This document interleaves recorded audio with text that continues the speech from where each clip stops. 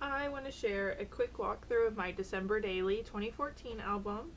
I have my album that I'd like to show as well as the base pages, so maybe it can inspire you guys to get your pages done a little early this year and take some of the stress off of creating this amazing holiday project. To start off with the album itself, this is a basic gray album that I painted using Tim Holtz Distress paints. Using 3 tones, I blended them together and created this ombre effect.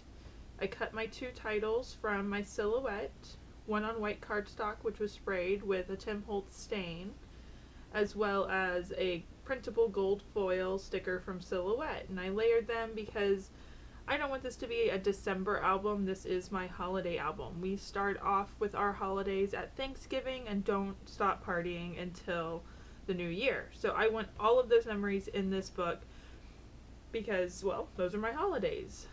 So moving into the inside, I left everything kind of plain and basic. I don't over embellish at the beginning. I like to put my embellishments on top of photos, so it's kind of hard to do that until you have your memories.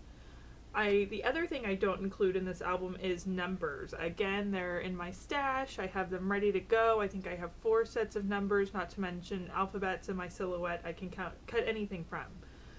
So I don't do numbers because I don't like to be limited on what days, because some days we don't do holiday activities. And, well, I maintain also my Project Life album through December, so those are my everyday moments. I don't want to be committed to this is day 1 and this is day 7. I want to say this is day 1 and over here is day 24 because I was too busy to document anything, but I had something down. Anyhow, everyone chooses to do this project their own way. I think it's a great way to, and I think it's a great idea and concept to document anything you want. So just to flip through our pages, we have the few pieces I did buy this year was a Project Life kit from Stampin' Up. The veneer, their cards were wonderful this year.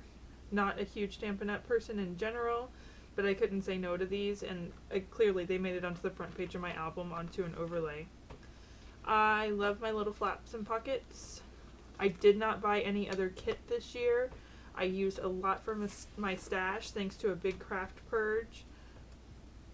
I was able to use vintage paper, older papers from previous years.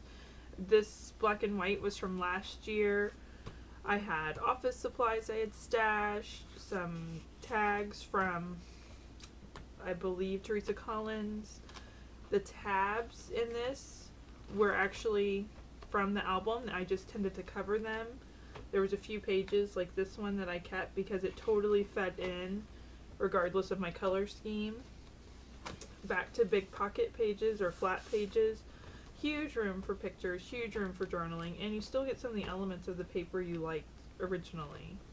Pocket pages, love using my little clear elements where you can see through and have one focal point.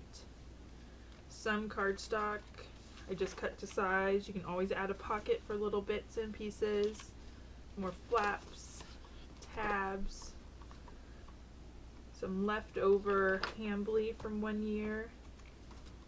I really love that this year I managed to use a lot of what I had, and now I have an excuse to go out and get more, which is every crafter's favorite thing, I think. So lots of little things, lots of room to embellish more, lots of room for memories. We'll see what happens this year as it goes on. So that was the base pages, and to celebrate getting through this video, I have not 1 but 2 Celebrate stamp sets from Avery and Elle that I'm going to be giving away. You can post a comment on my blog. I will be drawing a winner later on this month.